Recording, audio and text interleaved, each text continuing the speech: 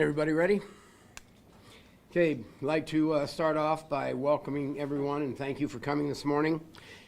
Yesterday we experienced a tragic event that we honestly thought we would never see in our county. Story County Sheriff's Office wishes to extend our condolences, thoughts, and prayers to the family of all the deceased and all affected by this tragedy. We're a resilient community, but we ask, out of respect for those impacted, to be allowed to mourn and process this event privately.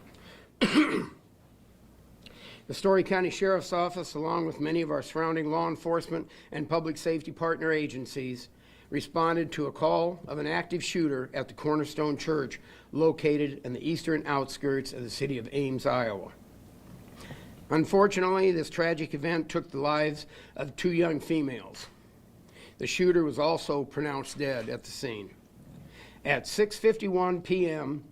on June 22nd, the Story County 911 Center received multiple calls of individuals from the Cornerstone Church.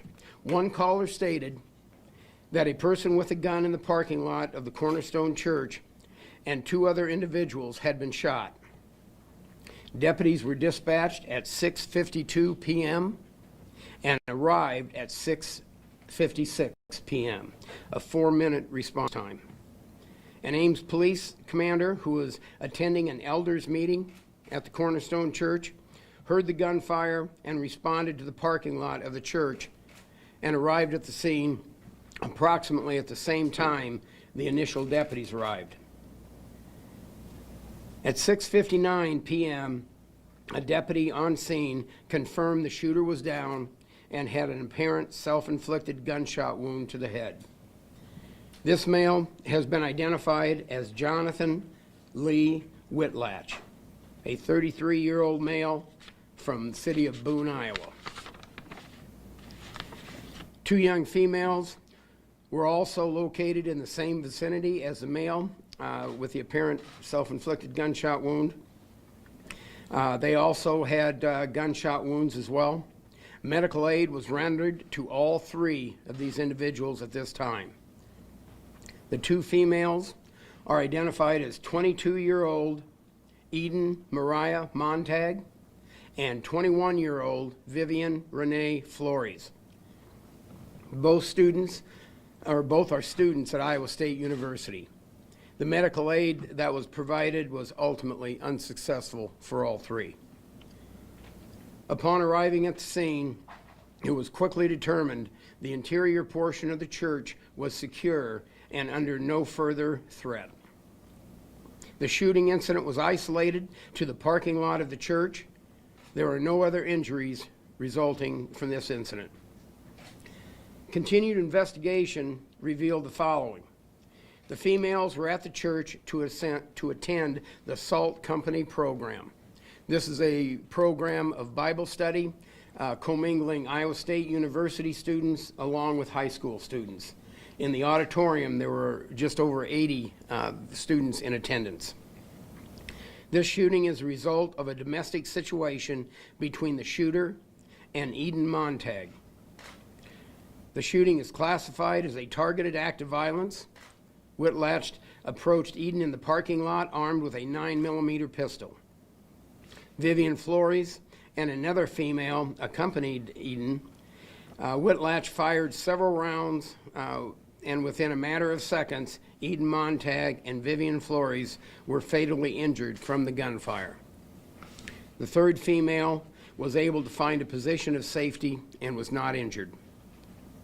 On May 31st, 2022, Whitlatch was charged by the Ames Police Department and ultimately arrested in Boone County for harassment, 3rd degree, and impersonating a public official. Both of these charges were directly related to Eden.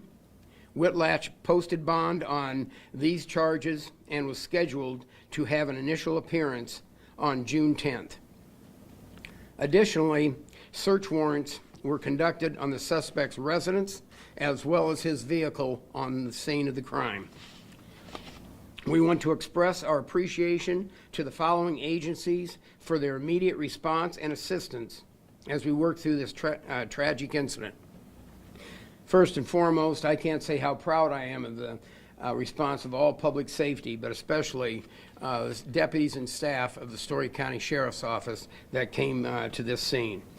We were also assisted by the FBI, the Iowa Division of Criminal Investigation, and the Division of Criminal Investigations Crime Scene Lab, Story County Attorney's Office, Story County Emergency Management, Ames Police, Nevada Police, Huxley Police, Story City Police, Iowa State Patrol, the Nevada Fire Department, Mary Greeley Medical Center, Story County Medical Examiner's Office, and also the civilians that were on scene and assisted with what they could concerning medical issues.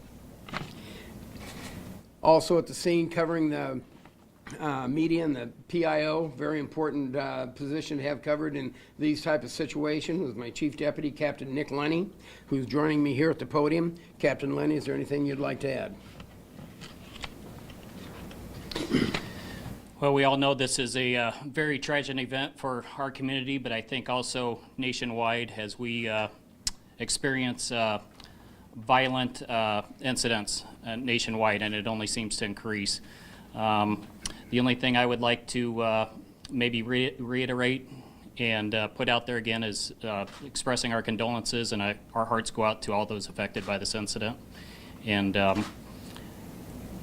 you know, we ask for your thoughts and prayers to be extended out to them, and to provide them with some privacy as they process this. Thank you. Questions? Sheriff, do you know where these victims, they're college students, or were their hometown Ames, or where were they from originally, do you know? Is one from Temple?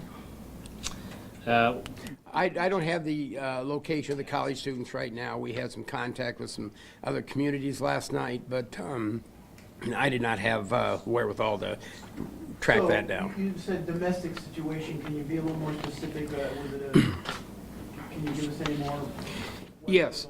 As we mentioned earlier, this individual was charged by the Ames police with the 2 charges that he had.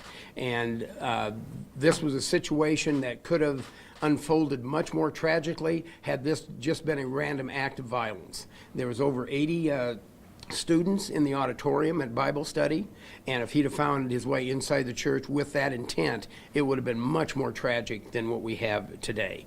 This is something where the female and he had just broken up from a relationship, and because of that breakup is what caused the charges to be filed by the Ames Police Department. Sheriff, is there any indication that he tried to get into the building, or did this all transpire in the park? This all transpired in the parking lot. We have absolutely no indication that he even attempted to get into the church. Sheriff, do we know he followed them to the church, or he knew they were going to be there?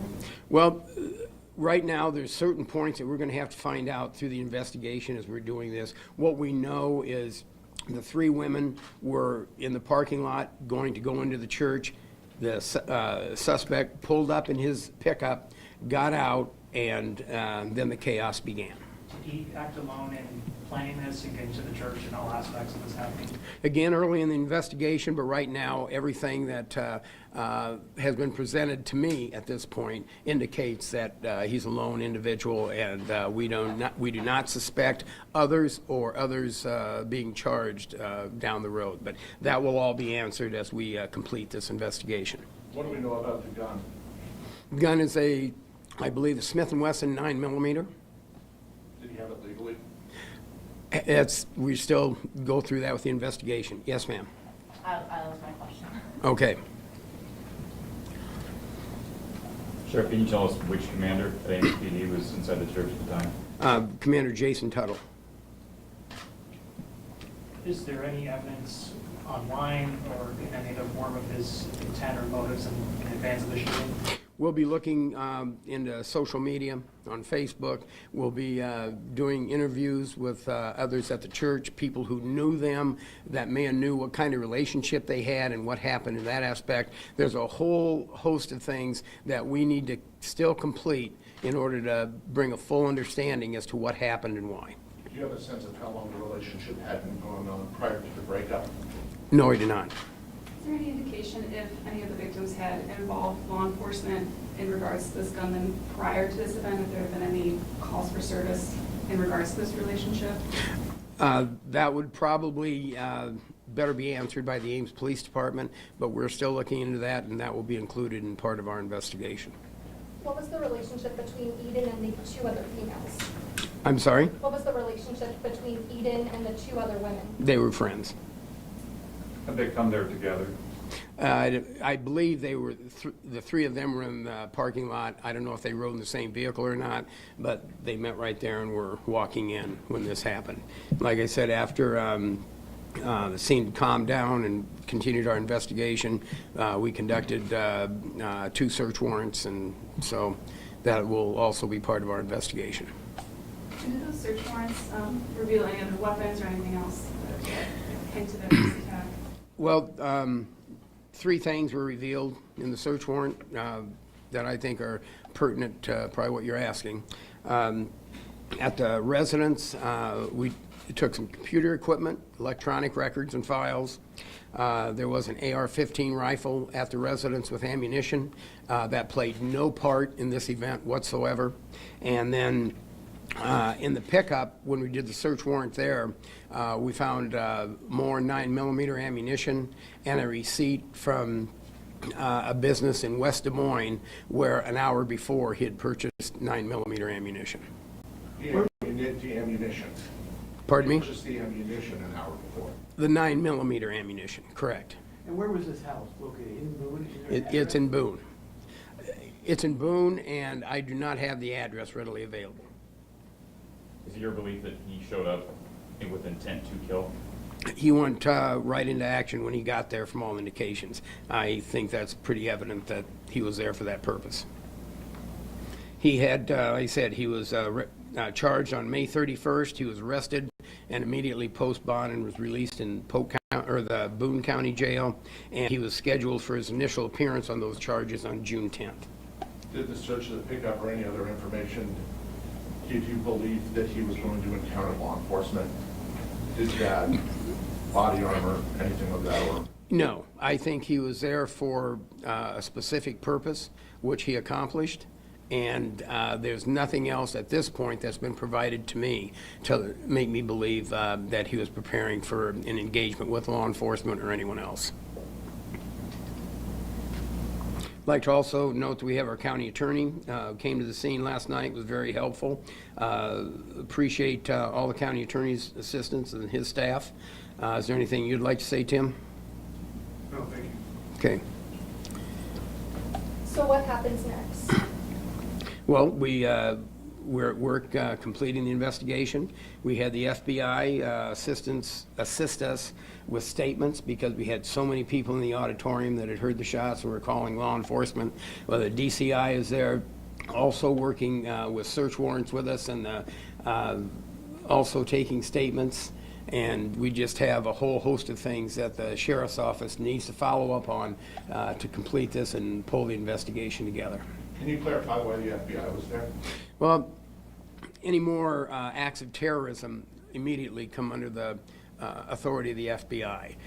This was a domestic situation, but the partnership we have with FBI and DCI, immediately when they heard about it, they reached out to us, what can we do? And they said, we have agents ready, and not knowing what we had, we said, come on up, that would be great. And they responded, and you get a situation like this, it's always better to have more public safety and law enforcement than there is not enough. And everyone came up. I was close to one of the first ones on scene responding from my residence. And throughout the entire event last night, everyone conducted themselves professionally. It was a smooth operation, and all agencies work together very well. So we have a lot of information. We're all going to sit down together and pull this together and see what else we need to do, but we're going to make this as thorough of an investigation as possible. Was there a restraining order against him from that incident? Yes, I believe there was. And officers never fired any rounds of their own. The shooter was already incapacitated by the time they encountered him. Well, like I said, the deputies arrived within 4 minutes from being dispatched, and the commander was coming out of the church at the same time. It's my understanding all 3 individuals were down at that time. They went, one of my deputies secured the firearm that was used, and then they immediately began to give first aid to the individuals, and who were ultimately pronounced dead at the scene. Did he have a prior criminal record? I don't know. Have you heard anything on that, Captain? Aside from the previous charges the Right. sheriff listed, that's not something we can comment on. This time, we don't have that information in front of us.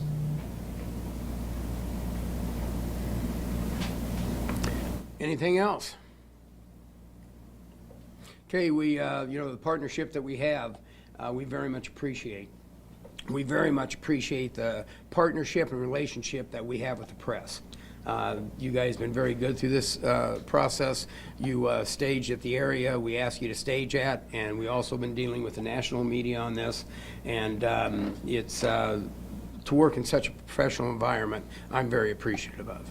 Thank you all, and thank you all for coming.